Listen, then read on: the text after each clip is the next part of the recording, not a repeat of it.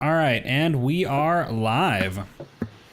Good evening, everybody, and welcome to our Game of the Year pre-show for Superform Gamescast. I'm one of your hosts, John. That bourbon went down the wrong fucking pipe. That was awesome. You want me to take over for you for a second? No, yeah, please. Good start. Okay. Start. Okay, so as a lot of people know, because we've been plugging it like crazy, this is our Game of the Year episode. But first, it was a huge month for game sales. So we've got NPD Matt Piscatella here with us. Matt, thank you so much for coming back and hanging out. Hi, everyone. Hello. What's going on? Hello. What's going on? Hi, Matt. Hi, Matt. I'm back. John's dying. John, do you need a minute? No, I'm. He's actually I'm just good, emotional. baby. It's a big day for I'm him. just really happy to see everybody. Suck it up, sad podcast man. So listen, Matt, I want to tell you now, in case you're not prepared, by the end of the show, we are going to want to hear what your two favorite games of the year are. So start thinking about it now. But it was a huge game sale month for November. PS4 sold really well. Switch sold really well. Matt, can you give us a quick rundown on it? Yeah, the super quick rundown. It was one of those months that the console warriors hate, but the business likes, which is basically where everyone's done pretty darn well. PS4 led in units. Switch led in dollars. Xbox One had big growth. All consoles sold over 1.3 million units in the U.S. that last month. It's an all-time record. Never before have 3 consoles sold over 1 million units in November, and this year 1.3 million for each. Good lord. So it really goes to show. Good. Yeah, it goes to show that each of these consoles is doing something a little bit different, a lot of differentiation. People are finding reasons to buy multiple, so cross ownership is also pretty high. And the publisher or the manufacturers really had a number of great deals going on all through November. You match that with Red Dead Redemption 2, Call of Duty Black Ops 4, and games like Spyro Reignited Trilogy, which also set a record of a sorts. And you had combined with accessories and game cards, which continue to do very well. I mean, it's one of those really good years that just seems to keep on going. Right. Yeah, I mean, it looked like from the charts you guys were publishing that everyone was pretty much knocking it out of the park. Do you think these peripherals, like controllers and headsets, is that all still Fortnite craze? Well, so I think it started that way earlier in the year, and I think what we're seeing now are the games that do a good job of becoming like the social hangout, are getting people together and allowing friends to get together. And so what we're seeing is continued success there, where basically people or the mass market has identified like they want to hang out in a game, and so people want to chat and they want to talk to each other, and so we're continuing to see this really strong headset sales, across Black Ops 4, PUBG, Fortnite, Siege. I mean, you name it. There are so many games now which facilitate just people getting together and hanging out. Right. So I think everyone here pretty much looks at them religiously now. But does anybody else besides Matt and I have a take on this on the last month's sales? They were pretty big. I did want to ask, I mean, I'm just going off my memory right now, but wasn't software like not quite as exciting as it usually is, and you were pinning that on Call of Duty moving around? Yeah, I mean, so if you look at the top 10 games of the month, and you look at basically on a ranked comparison level, so basically, number one game this year, number one game last year, number two game this year, number two game last year. In November, ranks 2 through 10 all grew when you compare those ranking slots. But at the number one spot, Red Dead Redemption 2 in its second month just couldn't compare to what Call of Duty World War II did last year in its first month. And when you look at that difference, that more than makes up for the change. So it's not a depression in the software market. It's the fact that we pulled so much volume forward with Call of Duty shifting into October. And if you remember, in October, the software sales were ridiculously higher. So it's just one of those things where you had a timing issue. But when you look at the per rank basis, it looks pretty good. One of the things we're seeing is that the top selling games, like the top 10, top 15, those are doing better than ever. But the games that are, say, 25, 35, 50, those are not doing what they used to do. So we're seeing a little bit more of a shift into more of a top-heavy market where the winners win really big. And if you're not one of those really big winners, then you're probably having a real rough go. Right. Hey, real quick, guys, just I just want to give a quick shout out to Khalif from Spawn on Me in the chat. Khalif, we're glad you're here, man. Hell yeah. I have a question for Matt, actually. So I'm not familiar. So I think I remember reading this somewhere, but when was the last time we saw a holiday season quite this strong in the industry? I believe it's been a while, but I don't remember exactly how long. Yeah, right now the best comp is probably 2010, which was off our 2008 highs. But of course, 2008 was like a perfect storm of the Wii, Guitar Hero, and Rock Band were huge. I mean, you had a number of things that were really square in the cultural zeitgeist, and then we had a couple down years into 2010, but 2010 was still a massive year before we kind of bottomed out in 2013, 2014. So we've kind of cyclicality in the video game business usually happens, but we've kind of done this thing where we've come from a peak down the valley, and now we're kind of getting back up to the peak again. So it's been a real good year, probably the best one we've seen in 8-9 years. Wow. Yeah, that's fucking. I was really excited to see. I am really excited all throughout the year to see the Switch doing so well consistently. I mean, it sounds like the PS4 has pulled ahead for the whole year, but I mean, if I'm remembering right, but for a while the Switch was ahead, and that's like really exciting. I mean, it makes me really excited to see what that's going to look like in 2 years down the road, 3 years down the road, as it gets like it seems like it's setting up to be one of Nintendo's better consoles overall. And I think, Rebecca, I think the really cool thing to remember for 2019 is that I think already when you just look at the whole year and you take out November, December from this year, obviously you got Pokemon and Smash Brothers. I think next year, from a software standpoint, and we'll see what Matt thinks, but I think next year is poised to be a bigger year for Nintendo software. Animal Crossing. Exactly. Yeah, I have to eat some crow. I was really skeptical of what the Switch would do this year, because they didn't have a Mario or a Zelda. It was like especially the first half of the year, it was just Wii U re-releases, and then Mario Tennis Aces kind of, I know it charted, but it had a little bit of lukewarm reception. I haven't heard about it in months. But they really turned it around, and I think what I thought was just a niche, like just the online community where everyone's just buying everything on Switch. I think that's actually the case, more so than I expected for the more mainstream audience too, is people just love being able to play these games on the go, and that portability is such a huge factor. And I would love to know how many people that buy games on Switch actually own those elsewhere and just yeah. I'm so guilty myself of buying duplicates on the Switch just because I want something. Yeah. Oh man, I have double dipped on so many. Yep. It seems like most people also kind of underestimated Smash Bros. Pretty heavily.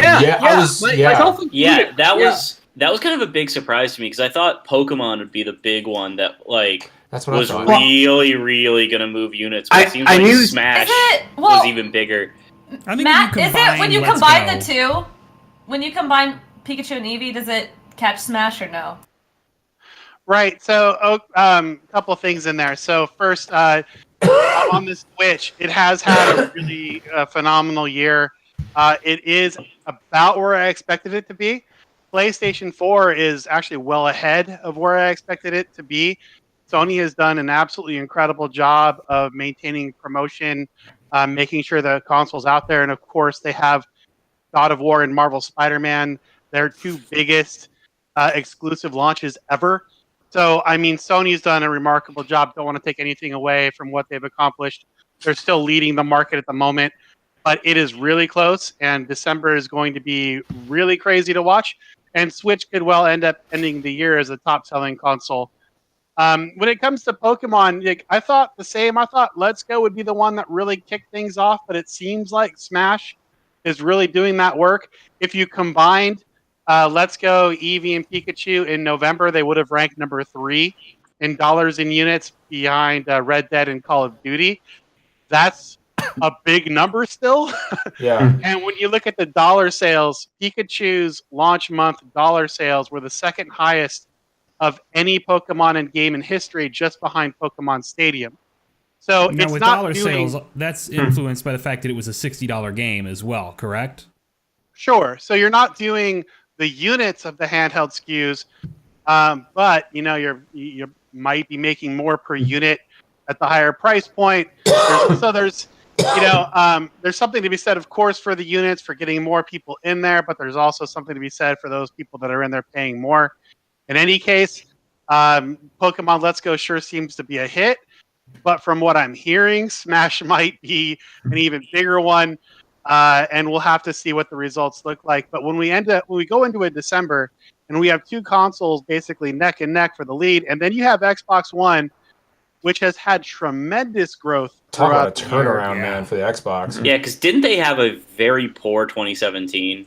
They had a pretty poor everything. No, but I mean, in particular, like 2017 seemed like a real slowdown point for the Xbox. I think they had a period of a few months where it seemed like everyone was just waiting for the X to come out. Like, that's what I got from it. Is like people were just like not buying anything because they were either waiting for the X or waiting to see if there's price drops or bundles on the S. And also, one thing last year, like it just kind of seemed like Microsoft didn't do a good job of keeping Xbox in the conversation, especially with just like the slew of awesome games that were coming out last year. It seemed really quiet. Like I remember there was a point where Halo Wars 2 had been out for a month and I didn't even know it had released. Oh yeah, I forgot that came out last year. Hey Matt, I have one thing, and I think because there's so much good news around the sales, this conversation kind of maybe missed the mark. Fallout 76. How did it? That one surprised me. Tell me. Yeah, so I mean it's tough. We don't have digital sales. Bethesda does not share their digital sales, but on a physical sales only basis, the third biggest launch in Fallout history behind Fallout 4, which was a huge hit, and then Fallout New Vegas. So just on physical units or physical dollars, which is basically the same as units at this point, alone, they're comping really well in its launch month. Now, obviously, the game's had some challenges. So many unhappy people out there. So, I mean, we'll have to see how the legs of it are. I mean, we have seen a number of service-based games start real rough and turn it around. I mean, No Man's Sky. I mean, look at that. Talk about a turnaround case. Rainbow Six Siege was the same way. For Honor, even. So perhaps Fallout 76 can do the same and get extended life. Or maybe it doesn't. So I think the jury's still out. But yeah, I was surprised as well to see it that high and having the numbers it did. But that brand is great. People love the brand, and the people that are playing it seem to enjoy it despite some of the issues it's having. Yeah, and it's like what you said. I think that's like a testament to how popular and how well the Fallout brand does, is the fact that even after all these early reports that this game was not going to be good, people still bought into it. And even though people seem to be very upset about it, I mean, they already bought it. You can't really take that back. Yeah, the question's going to be Matt, down the road. If I may, I love to ask you this question every NPD, but seeing as there's only 1 month left, are you sticking to your guns about Switch overtaking overall sales? Because I think you might be right. Yeah, so I'm holding on to that. I knew it would be a November-December play. I thought Pokemon would do a little bit more work, but Sony, I mean, you have a year when you have God of War and Marvel Spider-Man in the same year. Yeah. That doesn't happen. You don't get two games of that quality and that scale in the same year. So, but I still think Switch is going to end up on top, but I wouldn't be surprised if PS4 was. And on the software side, I think Red Dead's going to be able to climb up over the hump and lead in software. But, I mean, regardless, I mean, when you close the books on this year, you can't help but see it as a big success. And, you look forward and you go, okay, this might have been the last year of the traditional console market as we know it.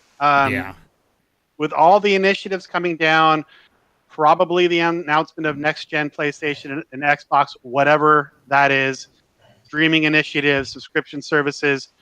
Boy, things are going to get real tricky real soon in terms of how the market looks, with the exception of Nintendo, which of course is going to go off and do Nintendo things.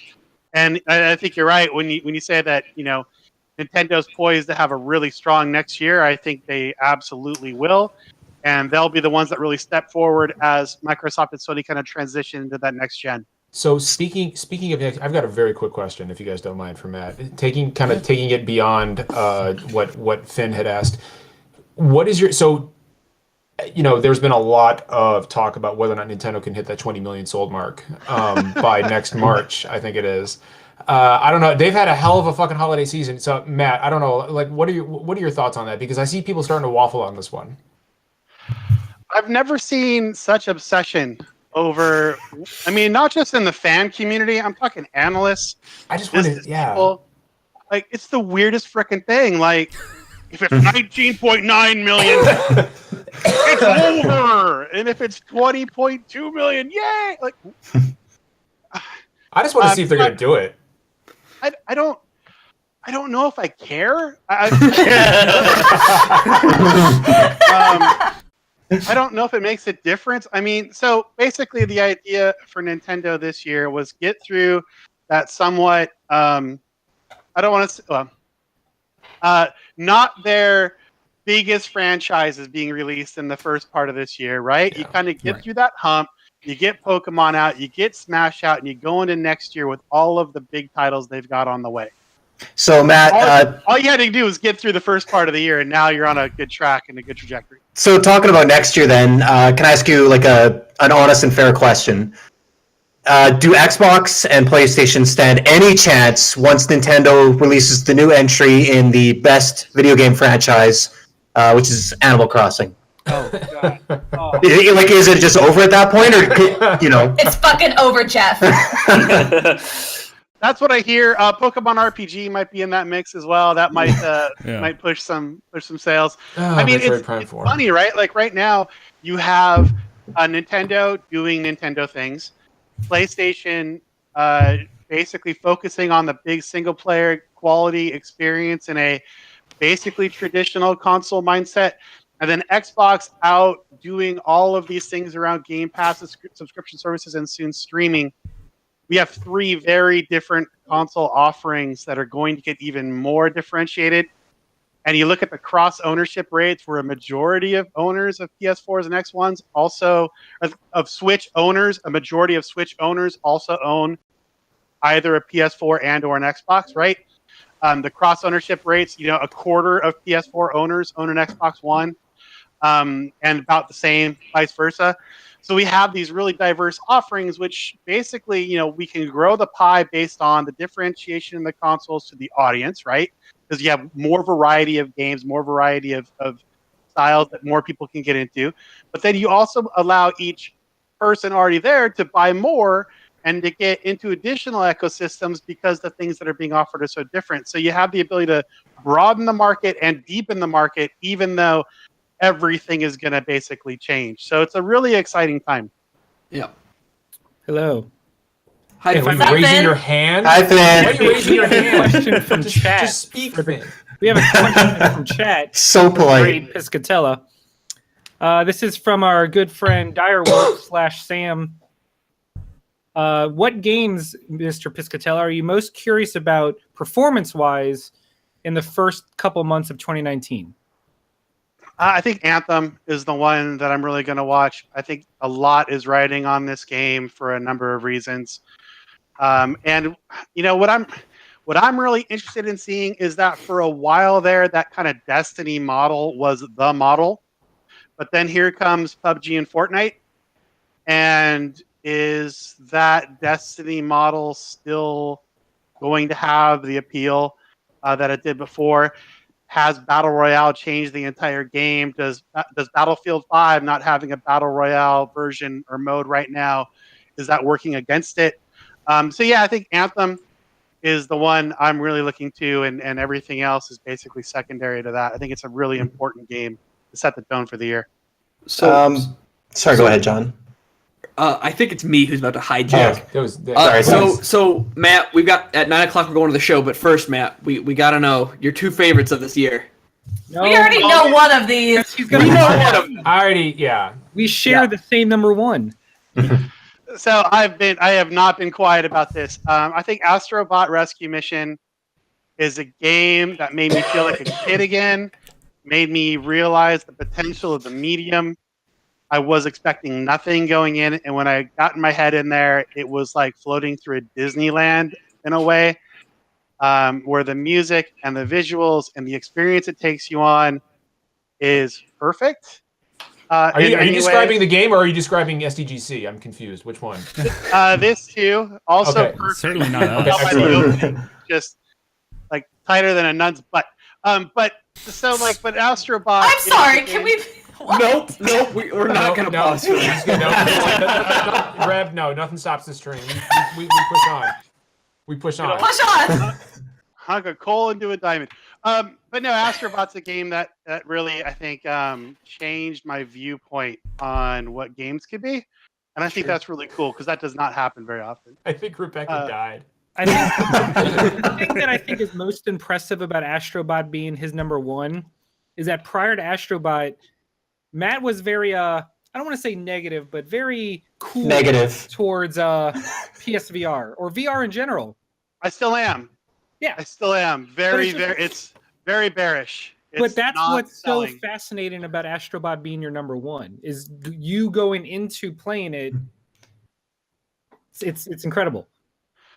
Yeah, it's wonderful. People should play that game, and unfortunately, did my computer just die? Okay, it did not just die. No, you're here. Unfortunately, there are a lot of barriers for people to buy VR and to get invested in VR, and I think we're seeing, we're not seeing mass market adoption of VR headsets, even though there are some amazing experiences on there. And we'll see what happens. Right. But it's such a wonderful game. I wish everyone could play it. Do you have a number 2 for us? Sure. Number 2, Marvel Spider-Man. I think that game perfected the open world in terms of the size, the scale, the activities in it, traveling through it. I think what we're seeing right now from a personal standpoint is things are getting too damn big.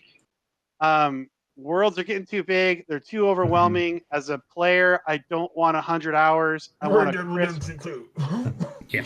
crisp, tight, give me 30 hours of really great condensed gameplay where everything's moving and happening. And Insomniac did such an amazing job. I think it's the perfect superhero game and open world game for me. I enjoy the hell out of it.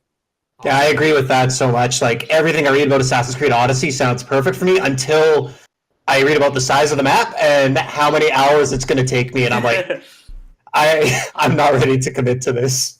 Odyssey is definitely on my list. It's a fantastic game. I'm 65 hours in. I don't want it to end.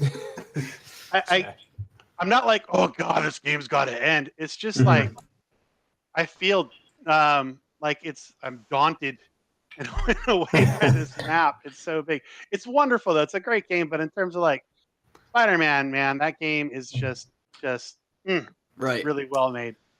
Well, I think we are bumping up against our time. We gotta take a quick break before we start our Game of the Year podcast. Matt, we missed having you back on here, man. I'm so glad you're back. Right on, thanks, man. Yeah, no, dude.